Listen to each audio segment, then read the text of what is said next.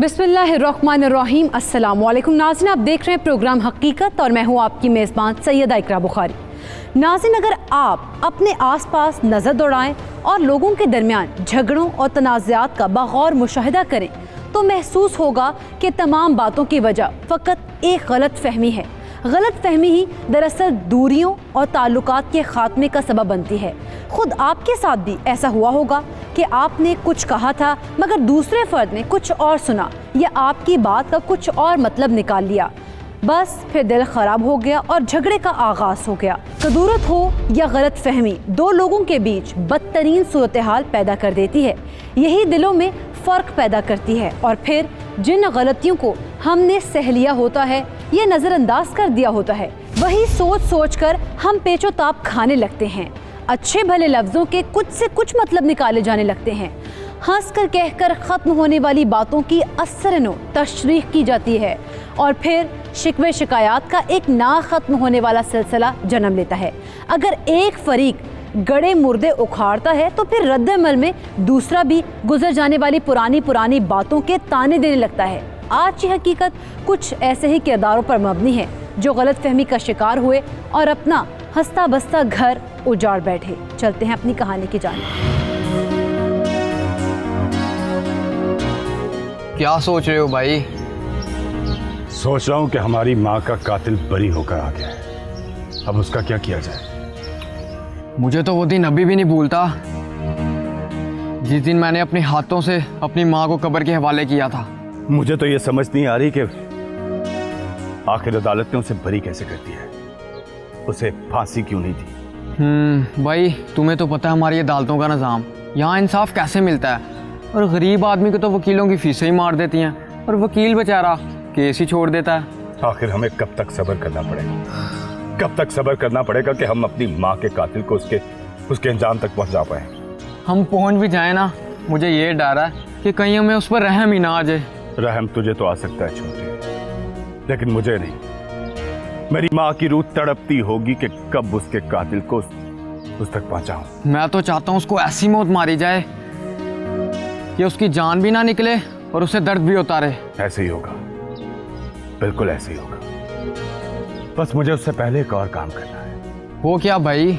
मुझे उस दुकान की रजिस्ट्री चाहिए जो मेरे छोटे भाई यासिर के नाम है। जो दुकान यासिर भाई के नाम है ना, वो भी हमारे नाम होनी चाहिए। लेकिन मैं सोच रहा हूँ कि उस दुकान की रजिस्ट्री कैसे हासिल की जाए। जब तक हमारी माँ का कातिल हमारा बाप जिंदा है ना, वो कभी ऐसा होने नहीं देगा। वो अपने बेटे यासिर से तो इतना प्यार करता है।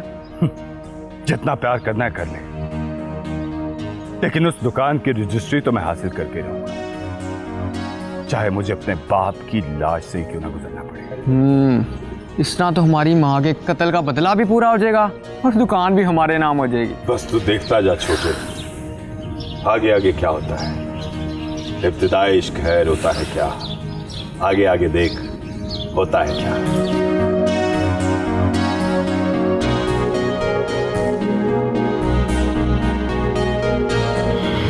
अदनान और हाशिर दोनों भाइयों ने मिलकर अपने ही वालिद बशीर अहमद पर अपनी मां के कत्ल का मुकदमा दर्ज करवाया, मगर अदालत ने ठोस शवाहिद ना होने की बिना पर बशीर अहमद को बाइज्जत बरी कर दिया, जिस पर अदनान और हाशिर बहुत परेशान थे। अगले दिन हाशिर और अदनान अपने भाई यासिर की दुकान पर पहुंचे।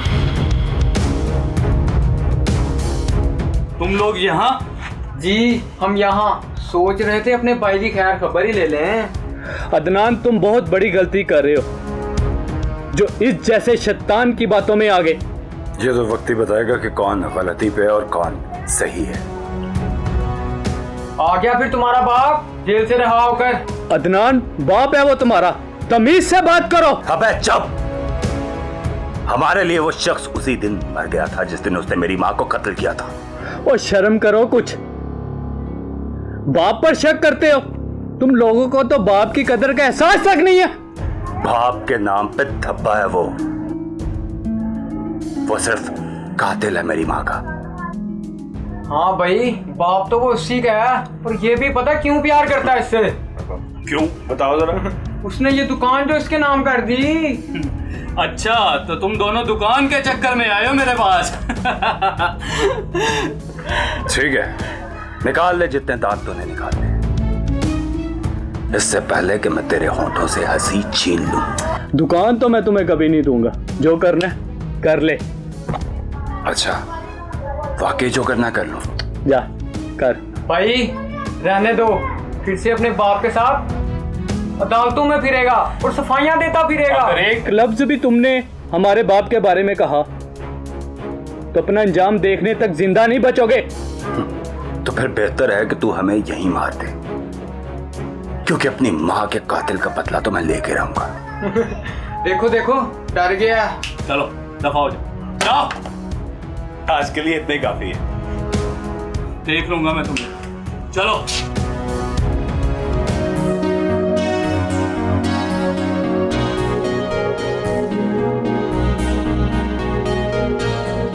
खैर है यासिर बेटा, आज दुकान से जल्दी वापस आ गए? जी अब्बू, करनी पड़ी दुकान पर। क्यों, क्या कोई मसला हुआ है? अब्बू हाशिर और अदनान आए थे मेरे पास, मुझसे मेरी दुकान हथियाना चाहते हैं। बहुत हो गए हैं ये लोग। पहले अपनी माँ के कत्ल का इल्जाम मुझ पर लगाया और अब ये हरकतें कर रहे हैं, दुकान हथियाना चाहते हैं। यासिर बेटा, तुम फिक्र ना करो, मैं तुम्हारे साथ हूँ। हमारा घर तबाह हो चुका है अब्बू।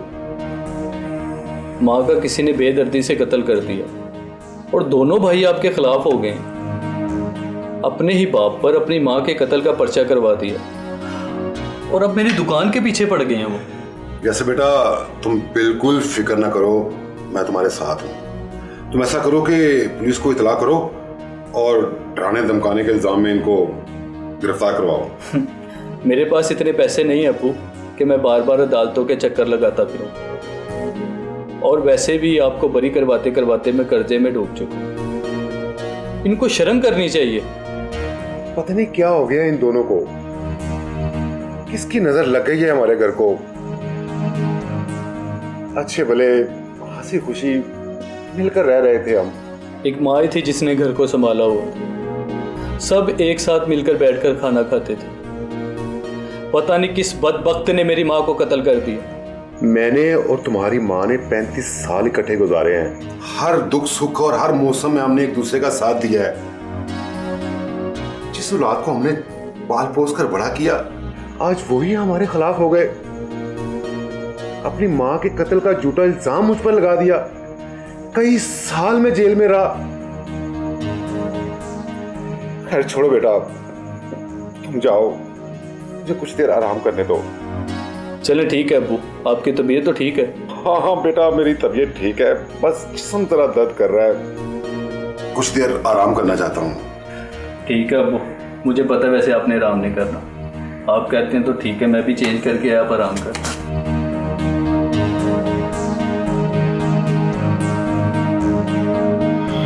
हाशिर और अदनान अपने बाप बशीर की रिहाई पर खुश नहीं थे, क्योंकि वो अपने बाप को मां का कातिल समझते थे और साथ ही साथ अपने भाई यासिर की दुकान पर जाकर यासिर को धमकियां दे रहे थे कि यासिर अपने बाप की हिमायत करना छोड़ दे। हाशिर और अदनान की मां जमीला का असल कातिल कौन है? हाशिर और अदनान अपने बाप को अपनी मां का कातिल क्यों समझते थे? क्या बशीर की बेटी हफ्सा बाप को अपनी मां का कातिल समझती थी? हाशिर और अदनान अपने भाई यासिर से जायदाद हथियाने के लिए क्या करने वाले थे? आप सब देख पाएंगे एक ब्रेक के बाद।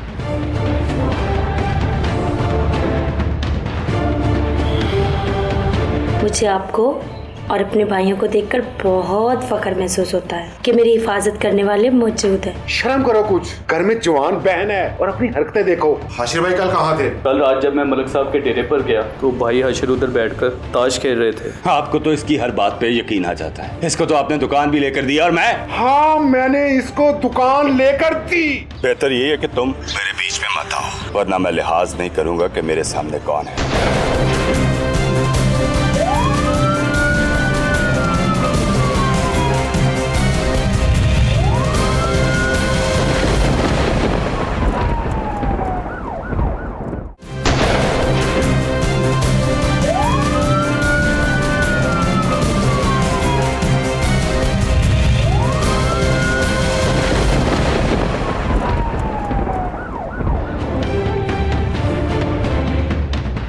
Welcome back. नाज़रीन, ब्रेक पर जाने से पहले हम देख रहे थे कि हाशिर और अदनान ने अपने बाप बशीर के खिलाफ अपनी मां के कत्ल का मुकदमा दर्ज करवाया, मगर अदालत ने उसे बाइज्जत बरी कर दिया, जिस पर दोनों भाई सीखपा हो गए और अपने भाई यासिर को अपने वालिद बशीर के खिलाफ भड़काने लग गए। बशीर अहमद अपने बेटों के इस रवैये से बहुत परेशान था, मगर अब देखना यह है कि उनका बाप बेटों के दरमियान ये तलखी और रंजिश कब तक बरकरार रख पाएगा। क्या ये एक दूसरे को समझ पाएंगे और जमीला का असल कातिल कौन था?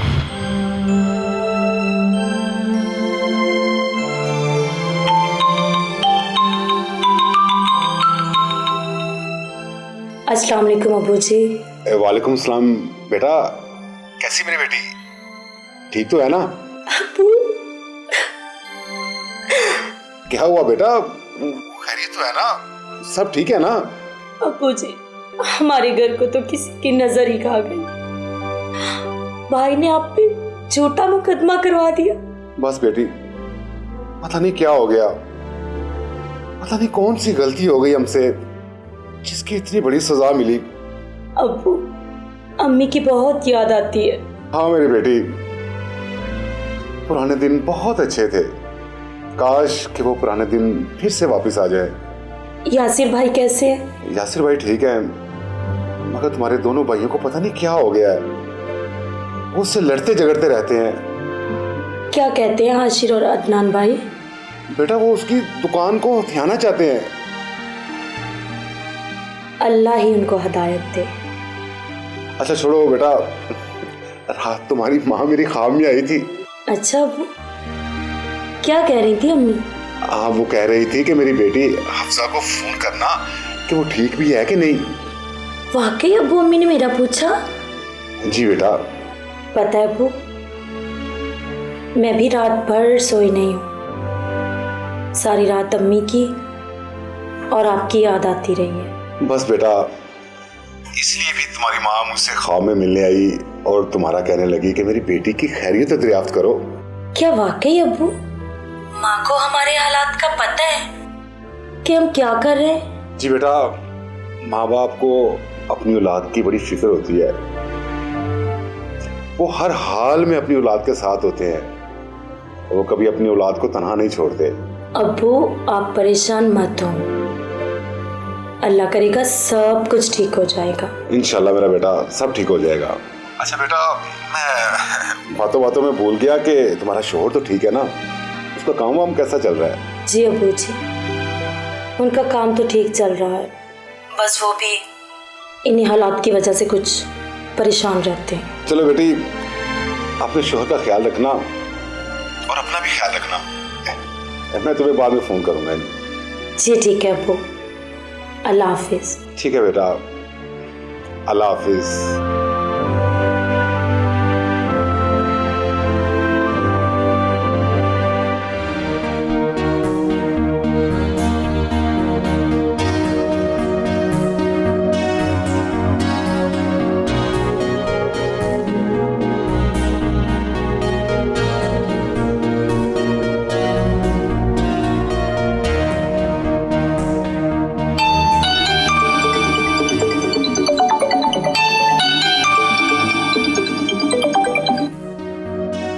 अस्सलाम वालेकुम भैया। वालेकुम सलाम। कैसे हो भाई? हाँ बोलो, किस लिए फ़ोन किया है? भाई, आज मेरी अब्बू से बात हुई थी, वो बहुत परेशान थे। तो मैं क्या कर सकता हूँ तुम्हारे बाप के लिए? वो सिर्फ मेरे ही नहीं, आपके भी बाप हैं। उस शख्स से मेरा कोई ताल्लुक नहीं, वो सिर्फ मेरी माँ का कातिल है। भाई, आपको कुछ गलत फहमी हो रही है, वो आपकी ही नहीं मेरी भी माँ थी, और अब्बू ने इसे क्यों कत्ल करना है? यही बात तुम लोगों को समझ नहीं आ रही, वरना तुम उस शख्स की हिमायत न करती जिसने मेरी माँ को कत्ल किया है। अक्ल आप इस्तेमाल नहीं कर रहे हैं और अब आप यासिर भाई की दुकान के पीछे पड़ गए। झूठ बोल रहा है वो। झूठ आप बोल रहे हैं। मुझे डर है कि छोटी सी दुकान के लालच में आप अपना नुकसान न कर लें। पहले ही हमारा घर तबाह हो चुका है। तुम मुझे ये मत समझाओ कि मेरा नुकसान और फायदा किस चीज में है। और दूसरी बात, जिस शख्स ने हमारे घर को तबाह किया है, तुम उसकी तरफदारी करेगी। शर्म आनी चाहिए तुम्हें। भाई तुम समझ क्यों नहीं रहे? अब्बू ने अम्मी का कत्ल नहीं किया। तो फिर किसने कत्ल किया है? उस शख्स के अलावा वहां कोई मौजूद नहीं था। भाई तुम बात को समझ ही नहीं रहे हो। पहले भी तुम ख्वामख्वाह अब्बू को जेल भिजवा चुके हो। तुम्हें पता भी है कि उनके दिल पर क्या गुजरी है और अम्मी क्या सोचती होंगी हमें देखकर। मेरी माँ सिर्फ इस बात का इंतजार कर रही है कि कब मैं उसके कातिल को उसके अंजाम तक पहुंचा के रहूंगा, और ये बात तुम अच्छी तरह समझ लो। तो फिर आप भी एक बात कान खोल कर सुन लो, मैं भी अपने बाप के साथ खड़ी हूं। देखो अफजा, बेहतर यही है कि तुम मेरे बीच में मत आओ, वरना मैं लिहाज नहीं करूंगा कि मेरे सामने कौन है। मेरी माँ तो दुनिया से जा चुकी है। अब मैं किसी भी सूरत में अपने बाप और भाई को खोना नहीं चाहती। खुदा हाफिज।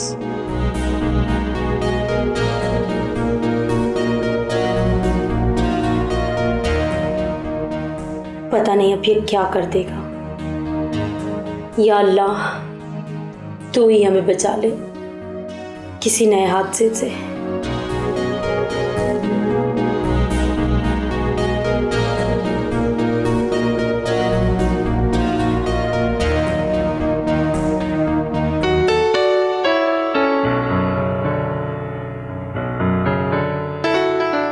अस्सलाम वालेकुम। वालेकुम सलाम। आप आ गए? जी मैं बिल्कुल आ गया। आपको बहुत बहुत मुबारक हो, आपके बेटे यासिर ने अपनी दुकान कर ली है। चले, अल्लाह का शुक्र है। मेरा एक बेटा तो काम पे लग गया। शुक्र अल्हम्दुलिल्लाह। मगर दुआ किया करो कि तुम्हारे दोनों बेटे भी अपने पांव पर खड़े हो जाएं। आप यकीन करें, इंशाल्लाह ताला वो भी दोनों लग जाएंगे। अल्लाह की जात पे भरोसा रखें। इंशाल्लाह, क्यों नहीं। अच्छा जमीला बेगम, वो हफ्सा बेटी नजर नहीं आ रही, किधर है? इधर ही थी हफ्सा बेटी। हफ्सा आ गई। अस्सलाम वालेकुम अब्बू। वालेकुम सलाम। मेरा बेटा कैसा है? ठीक हो अब्बू? अल्लाह मेरी बेटी के नसीब अच्छे करे।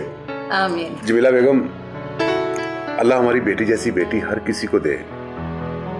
ना तो हमारी बेटी ने कभी हमसे कोई जिद की है और ना ही अपने भाइयों से कभी कोई फरमाइश की है। बहुत सब्र और शुक्र करने वाली है हमारी बेटी। आप देखिएगा, अल्लाह ने इसे बहुत ज्यादा देना है। इंशाअल्लाह ताला। कुछ दिनों तक हमारी बेटी अपने घर चली जाएगी तो हमारा ये आंगन सूना हो जाएगा। जमीला, तुम्हें याद है बचपन में हिफ्जा अपने भाइयों से नाराज हो जाती थी, और अब तो ये अपने भाइयों के सामने बोलती भी नहीं। ऐसा ही, अपने सारे भाइयों की बहुत कदर करती है मेरी बेटी। हफ्जा बेटी, कल को तुम्हारी शादी हो जाएगी, मुश्किल हालात भी आएंगे, मगर तुम्हें सब्र और हिम्मत से काम लेना है, घबराना नहीं। अपने शोहर की खूब खिदमत करनी है। अगर वो कुछ कहे ना तो आपने हमें बताना है। अब्बू जी, एक बात कहूँ? जी बेटा बोलो। मुझे आपको और अपने भाइयों को देखकर बहुत फख्र महसूस होता है कि मेरी हिफाजत करने वाले मौजूद हैं। कोई मुझे कुछ कहकर तो दिखाए। कोई कुछ कह सकता है मेरी बेटी को? हाँ बिल्कुल, अल्लाह पाक हमारे घर को नजरे बद से बचाए। आमीन। चलो बेटी, अपने भाइयों के लिए खाना तैयार करो। वो दोनों आवारागर्दी करके आते ही होंगे। एक तुम्हारा भाई यासिर ही तो है जो काम करता है, बाकी ये दोनों तो सारा दिन आवारागर्दी करते रहते हैं, दोस्तों की बैठक में बैठे रहते हैं। जनाब, आप अल्लाह से दुआ किया करें, इंशाल्लाह वो भी दोनों कहीं ना कहीं लग ही जाएंगे। इंशाल्लाह। जाओ बेटी।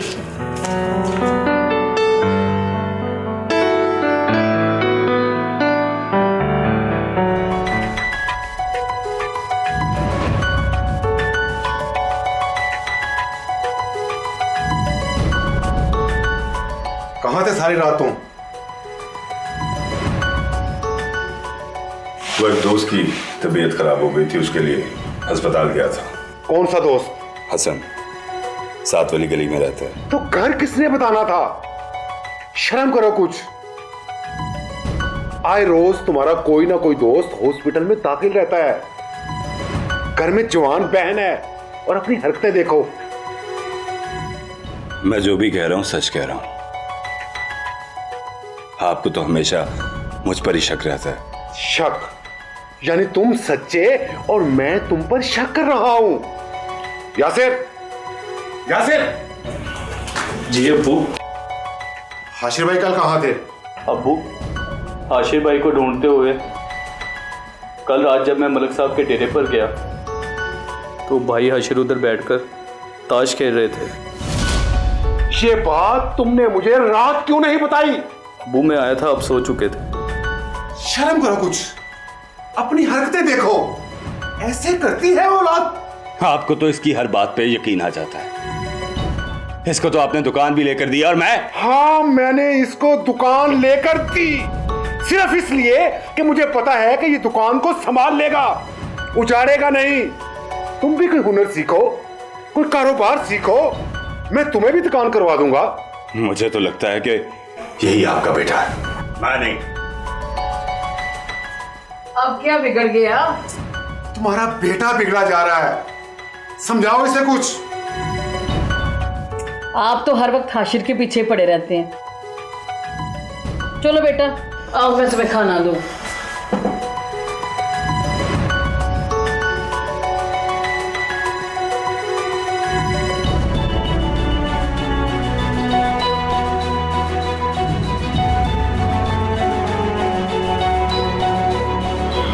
बशीर का हंसता बसता घर गलतफहमी की आग की लपेट में आ चुका था। ये आपने देखा, मगर अभी तक जमीला के कत्ल की वजह और कातिल का कुछ भी पता नहीं लग सका। क्या बशीर ने ही अपनी बीवी जमीला का कत्ल किया या फिर हाशिर और अदनान ही कोई घिनौना खेल खेल रहे थे जिससे बशीर भी उनके रास्ते से निकल जाए और जो थोड़ी बहुत जायदाद है वो भी हाशिर और अदनान के हिस्से आ जाए। क्या हफ्सा अपने भाइयों और बाप के दरमियान सुलह करवा पाएगी? क्या यासिर अपने भाई हाशिर और अदनान की हरकतों से तंग आकर कुछ करने वाला था? क्या बशीर हालात से मजबूर होकर कोई कदम उठाने वाला है? ये सब आप भी जान पाएंगे एक ब्रेक के बाद।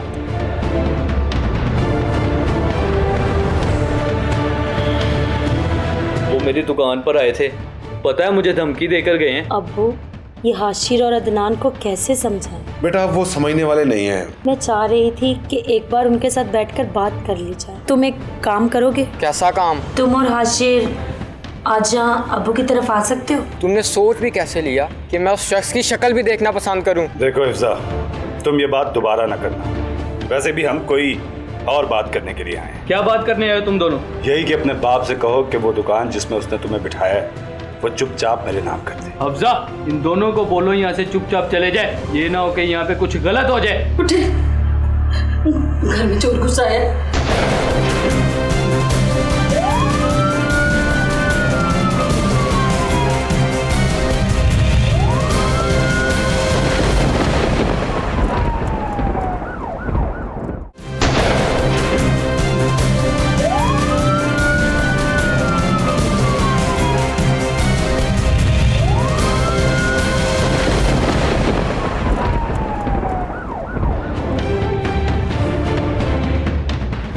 Welcome back. नाज़रीन, ब्रेक पर जाने से पहले हमने देखा कि हाशिर और अदनान ने कैसे अपने बाप बशीर और भाई यासिर की ज़िंदगी अजीरन कर रखी थी।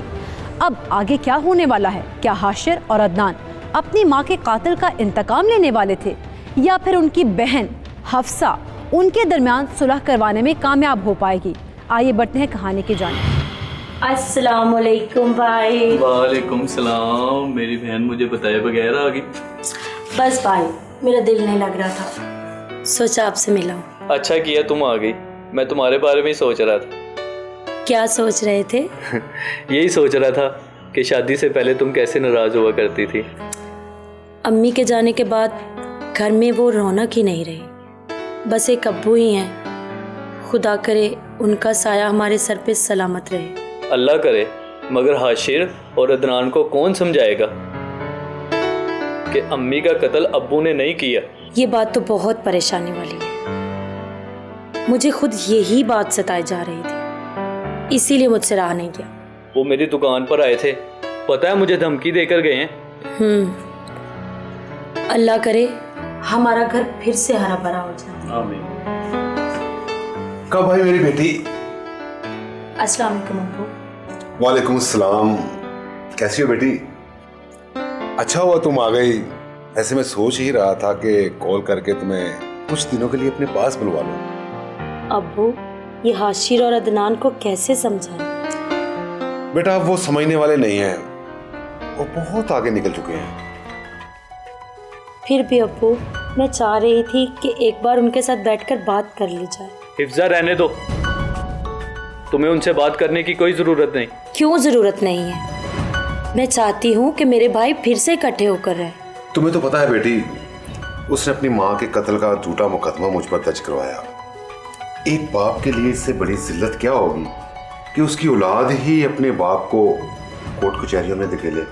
मैं जानती हूँ अब्बू, आपके दिल को बहुत ठेस पहुंची है, मगर है तो वो आप ही की औलाद ना। एक बार बात करने में क्या हर्ज है?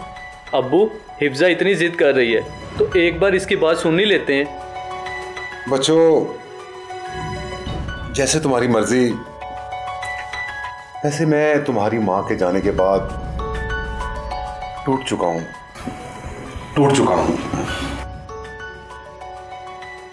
भाई, आप क्या कहते हैं? मैं करूँ हाशिर भाई से बात?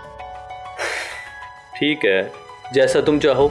एक बार कोशिश करने में क्या हर्ज है? फिर तुम ऐसा करो, हाशिर के बजाय अदनान से बात कर लो। वो ना समझ है, हाशिर को लाजमी समझा देगा वो। मैं अभी उसको फ़ोन करती हूँ।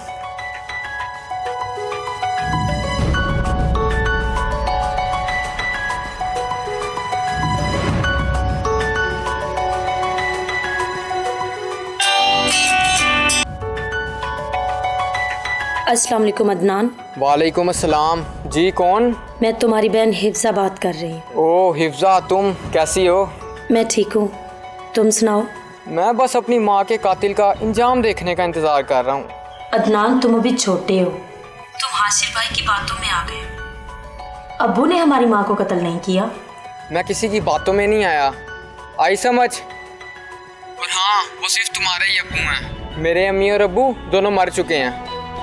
ऐसा नहीं सोचते। अच्छा, तुम एक काम करोगे? कैसा काम? तुम और हाशिर आज यहाँ अब्बू की तरफ आ सकते हो? तुमने सोच भी कैसे लिया कि मैं उस शख्स की शक्ल भी देखना पसंद करूं? अदनान, मैं चाहती हूँ कि हम लोगों के दरमियान गलत फहमियाँ दूर हो जाए। कोई गलत फहमी नहीं है हम में, और तुम्हें सालिस बनने की ना कोई ज़रूरत नहीं है। मैं कैसे समझाऊँ तुम भाइयों, मैं तो जीते जी मर चुकी हूँ। तुम्हारे ये जज्बात मेरे दिल से मेरी माँ के कातिल की तस्वीर को धुंधला नहीं कर सकते, आई समझ। एक बार तुम और आशिर यहाँ आ जाओ प्लीज, वरना तुम दोनों मेरा मरी हुई का मुंह देखोगे। क्या हुआ? क्यों रो? क्या हुआ? कुछ नहीं, चल मैं हूं ना।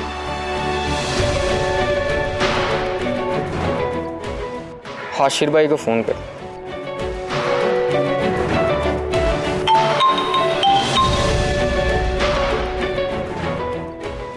अस्सलाम वालेकुम हाशिर भाई।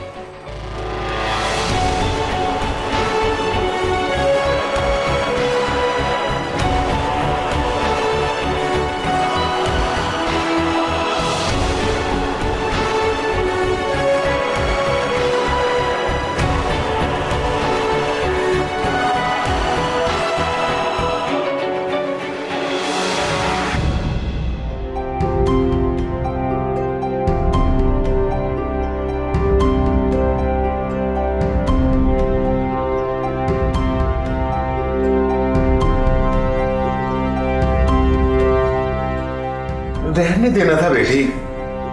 तुमने अदनान को कॉल क्यों की? मुझे पता है कि वो अपनी हद पार कर चुके हैं। अब उनकी वापसी का रास्ता मुमकिन नहीं। काश कि हमारी माँ के असल कातिलों का पता चल जाता और आज हम सब एक साथ बैठे होते, हमारे दरमियान ये गलत फहमियां ना होती। काश कि उनका कत्ल ही ना किया गया होता।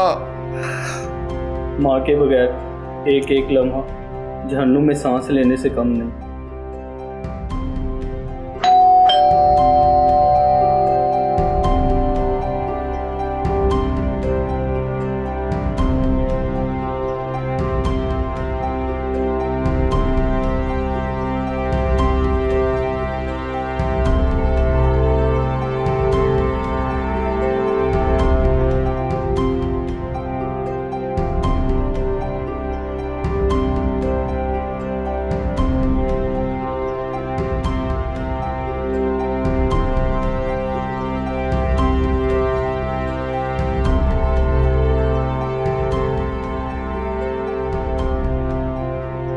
जनाब हिफ्जा, बताओ क्यों बुलाया हमें यहाँ? हिफ्जा, हम सिर्फ तुम्हारी लाश रखने के लिए यहाँ पर आए हैं। वैसे हमें अपनी माँ के कातिल के सामने बैठने का कोई शौक नहीं है।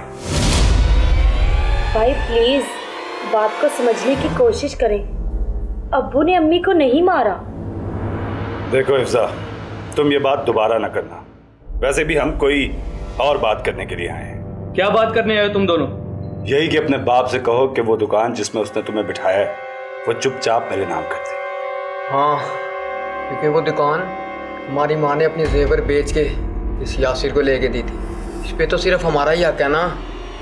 वाह क्या बात। मैं समझी थी कि मेरे भाई एक दूसरे को समझते हैं और तुम दोनों यहाँ सुलह करने के लिए आए हो, मगर तुम दोनों तो अपने ही लालच को आए हो। अफजा, इन दोनों को बोलो यहाँ से चुपचाप चले जाए। ये ना हो कि यहाँ पे कुछ गलत हो जाए। एक बात तू भी कान खोल के सुन ले, वो दुकान तो मैं लेके ही रहूंगा।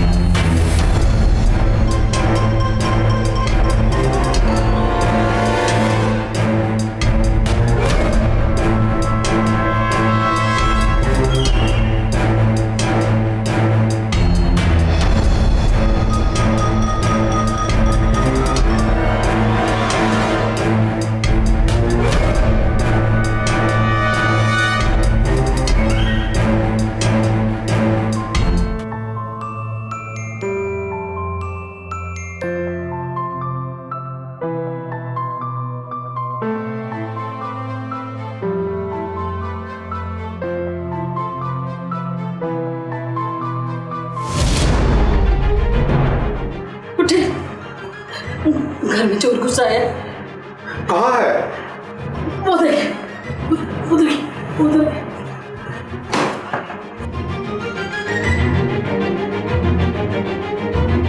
कौन? क्या कर रहे हो? क्या कर रहे हो? छोड़ो, क्या कर रहे हो?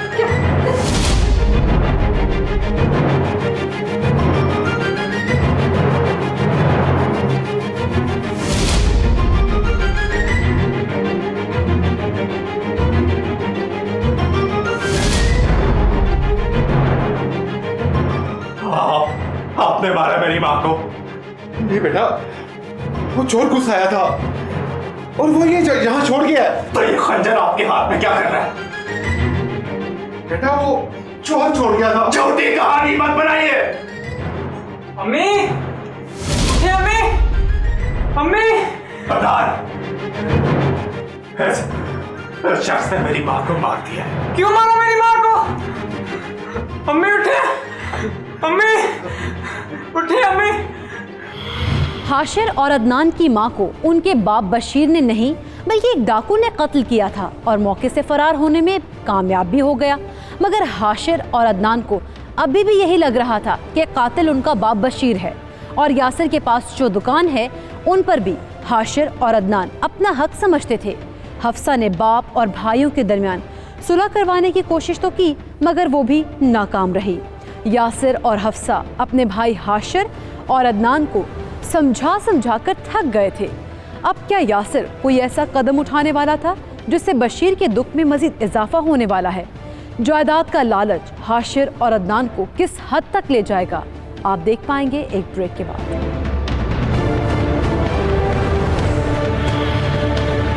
हिफ्जा, जी भाई। अपने कमरे में नहीं है, वो तुम्हें बता कर गए कहाँ जा रहे हैं? नहीं, मुझे तो बताकर नहीं गए। तुम परेशान ना हो, मैं भाई ढूंढ कर आता हूँ।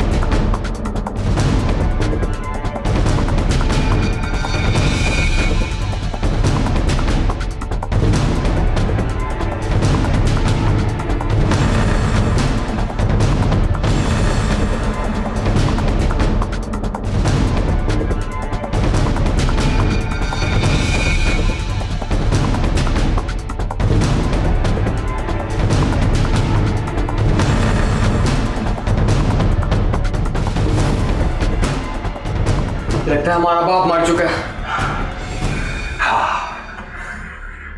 मर गया बेचारा। अब रखे हमारी माँ के जेवरों से बेची हुई दुकान। अब इसे ठिकाने कैसे लगाएं? इसे उठाकर बाहर ले जाते हैं। और सुनो, ध्यान से, सारा मोहल्ला सो रहा है।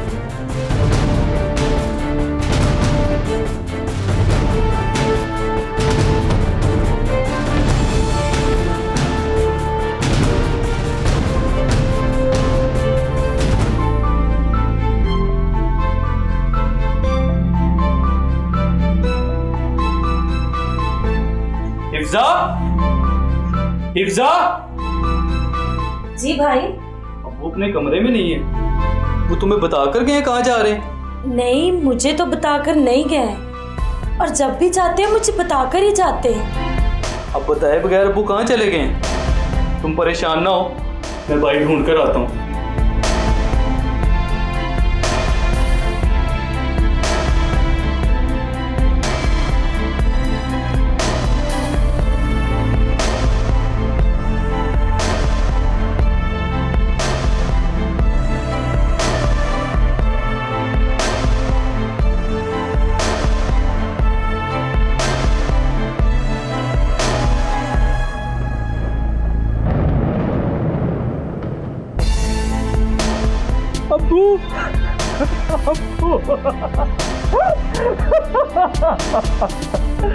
अब्बू आके कौन है? अब्बू इसने अब्बू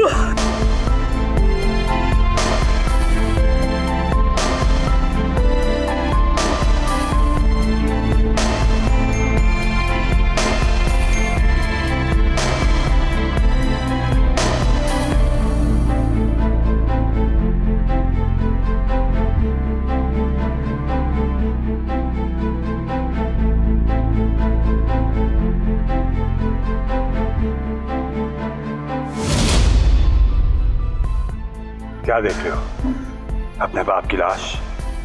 ये वही है ना जिसने मेरी माँ को कत्ल किया था? नहीं नहीं, अब्बू ने अम्मी का कत्ल नहीं किया था।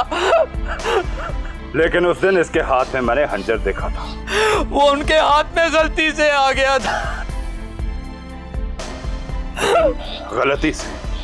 अच्छा, फिर हमने भी गलती से तुम्हारे बाप को कत्ल करके इसका सर और जिस्म अलग कर दिए। तुम दोनों को गलत फहमी हुई है। खरे क्यों? मार दो इसे, खत्म कर दो।